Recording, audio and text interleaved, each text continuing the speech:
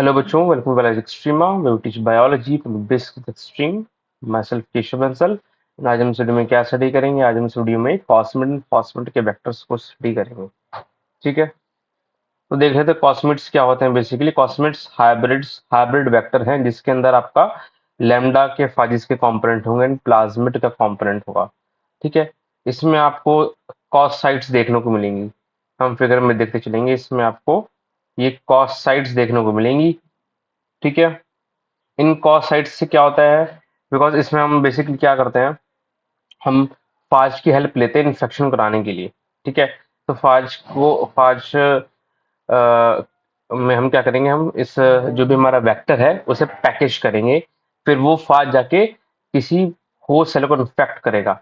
ठीक है, एंड उसमें वो वेक्टर रिलीज कर देगा। ठीक है, तो इसके लिए क्या चाहिए कि हमारे जो भी हमारा हमारा वेक्टर है, ठीक है, जो भी हमारा वेक्टर है जिसमें हमारा टारगेट डीएनए हमने इंसर्ट किया है। ठीक है, जिसमें टारगेट डीएनए इंसर्ट किया है, इस वेक्टर के अंदर कॉस साइट्स होनी चाहिए ताकि ये जाके पैकेज हो सके किसके अंदर, फाज के अंदर। ठीक है, पर्टिकुलरली फाज हेड कंपोनेंट के अंदर ये पैकेज हो सके। ठीक है, फिर ये फर्दर जो फाज है, ये फर्दर फाज जाके क्या करेगा, ये फर्दर फाज जाके किसी भी होस्ट को इन्फेक्ट करेगा, यानी होस्ट इकोलाई को। ठीक, और उसके अंदर ये जो जेनेटिक मटेरियल है इसे सिक्रीट कर देगा। ठीक है, एज अ रिजल्ट हमारा क्या हो जाएगा, ये सेल जो होस्ट सेल वो ट्रांसफॉर्म्ड हो जाएगा। ठीक है, क्योंकि उसके अंदर हमारा टारगेट डीएनए चला गया। क्लियर? बिकॉज हमें ये दो चीज करनी होती है कि एक तो या तो हम क्लोन कराते रहे हमारे टारगेट जीन को, या फिर हम उसे एक्सप्रेशन कराएं। ठीक है, तो दोनों की चीज के लिए हमारा जो रिकॉम्बिनेंट वेक्टर है, target DNA plus vector, recombinant vector. ठीक है, वो हमारे जाना, या फिर रिकॉम्बिनेंट डीएनए कह दो आप। ठीक है, वो हमारे जाना जरूरी है उसके लिए, किसी भी होस्ट के अंदर। ठीक, इसके अंदर जो भी हमारा टारगेट डीएनए होगा, उस टारगेट डीएनए के साइज की बात की गई है, बिकॉज डिफरेंट वेक्टर पे डिफरेंट साइज डिपेंड करता है। ठीक है, कि कितने साइज का हम टारगेट डीएनए सेंड करवा सकते हैं, लोड कर सकते हैं उस पर। तो इसमें आता है 30 to 45 KB। ठीक है, तो इसमें फर्दर सिलेक्शन मार्कर्स होंगे। ठीक है, जैसे सिलेक्शन मार्कर होंगे जिसको सिलेक्शन में हेल्प करेंगे। ठीक है, कि कौन सा ट्रांसफॉर्म्ड है और कौन सा ट्रांसफॉर्म नहीं है, कौन सा रिकॉम्बिनेंट, कौन किस वेक्टर ने। बिकॉज हो सकता है ना, जब हम वेक्टर को ट्रीट करें टारगेट डीएनए से, तो हो सकता है कुछ वेक्टर पिकअप करें टारगेट डीएनए को, कुछ वेक्टर पिकअप ना करें। तो कुछ हमारा रिकॉम्बिनेंट डीएनए होगा। ठीक है, और कुछ हमारा रिकॉम्बिनेंट डीएनए नहीं होगा। ठीक है, जिसके अंदर हमारा टारगेट डीएनए टेक नहीं किया, तो हमें ये भी सेपरेट करना है, हमें ये चूज करना है। फिर फर्दर हम ट्रांसफॉर्मेशन कराएंगे। ठीक है, तो ट्रांसफॉर्मेशन में हो सकता है कुछ होस्ट सेल पिकअप करें, कुछ होस्ट सेल इस रिकॉम्बिनेंट डीएनए यानी वेक्टरों को पिकअप ना करें। ठीक है, फिर वहां पर सिलेक्शन चाहिए होगा, तो उसके लिए हमारे पास certain marker, certain selectable markers चाहिए। ठीक है, साथ में call even origin of replication होना चाहिए इसके अंदर। ठीक, जो इसके इसे क्लोन करने में हेल्प करेगा, इसके मल्टीपल कॉपीज बनवाने में वेक्टर की हेल्प करेगा। ठीक है, जब ये होस्ट सेल के अंदर होगा। ठीक है, बीटा लैक्टमेज जीन ये भी सिलेक्शन के लिए रिक्वायर्ड है बेसिकली। ठीक, सिलेक्टेबल मार्कर्स, स्क्रीनेबल मार्कर्स, दो टाइप के मार्कर्स होते हैं हमारे पास, पहले मैंने समझाया प्रीवियस वीडियोस के अंदर। और साथ में रेस्ट्रिक्शन साइट्स प्रेजेंट होंगी जिसके थ्रू हम इस टारगेट डीएनए को, ये जो हमने ऊपर बात करी है कि हम टारगेट डीएनए को हमारे वेक्टर के अंदर इंसर्ट करेंगे। ठीक है, तो हम कैसे करेंगे कि सेम एंजाइम से हम इसमें भी इसका भी डायजेशन करेंगे और इसका भी डायजेशन करेंगे टारगेट डीएनए का। ठीक है, तो टारगेट डीएनए वहाँ पे इंसर्ट किया जा सकता है फिर वेक्टर के अंदर। ये सब बेसिक है, पता होगा आपको। ठीक, नहीं पता तो इससे पहले वाली वीडियोज वेक्टर के रिगार्डिंग है वो देखना। ठीक है, अब बेसिकली क्या होता है, जो कॉस्मिट है ये हमारा, यहाँ पे कॉसेट शो की गई है, प्रेस्क्रिप्शन साइज शो की गई है, यहाँ पे एंटीबायोटिक जीन। ठीक है, ऐसे और भी सेलेक्टिव मार्कर्स होते हैं। ठीक, तो ऐसे कॉल इवन होगा। ठीक है, तो इसमें हमारा क्या है कि जो है ना, कॉस्मिट इज लिनराइज्ड बाय रेस्ट्रिक्शन डाइजेशन। इन्होंने कॉस्मिट को रेस्ट्रिक्शन एंजाइम से ट्रीट किया और फॉरेन डीएनए नहीं, हमारा जो हमारा टारगेट डीएनए है, जो हमारा टारगेट है उसे भी इन्होंने सेम रेस्ट्रिक्शन एंजाइम से डाइजेस्ट किया।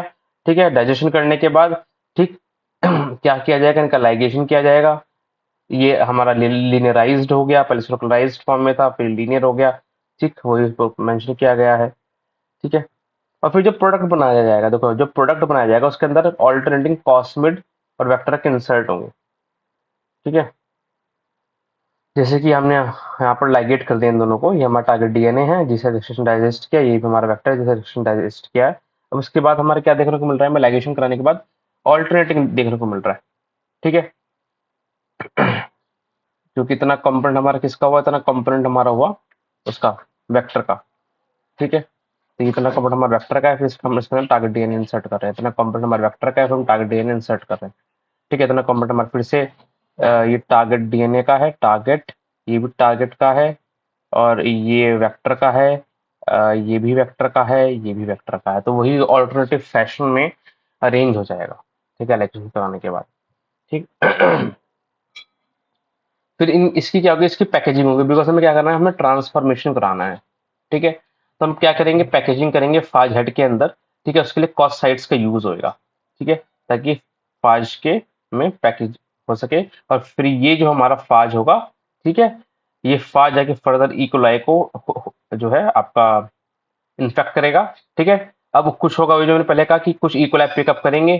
ठीक है, जिनमें फाज हमारा ये वेक्टर रिकम्बिनेंट वेक्टर रिलीज कर देगा, और कुछ फाज नहीं करेंगे। ठीक है। यहाँ पे वेक्टर के लिए टर्म यूज करिए कॉस्म, बिकॉज हम कॉस्मिटी की बात करें, बिकॉज इस वेक्टर के अंदर कॉस साइड्स है और हमारे प्लाज्मिड भी कंपोनेंट है। ठीक है, तो कुछ कुछ इक्वलाइज के अंदर रिकॉम्बिनेंट प्लाज्मिड कॉस्मिड होगा, कुछ के अंदर नहीं होगा, तो उसका हम एंटीबायोटिक रेजिस्टेंस जो सेलेक्टेबल मार्कर्स है उससे सिलेक्शन करेंगे।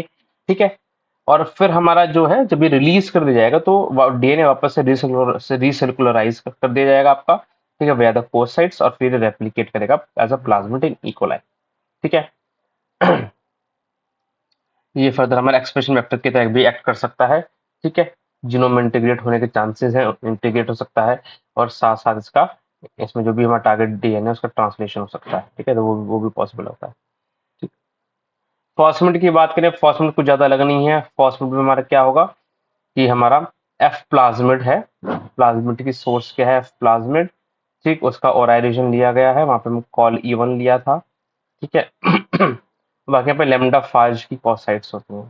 ठीक है, तो बस वो स्पेसिफाई कर दिया।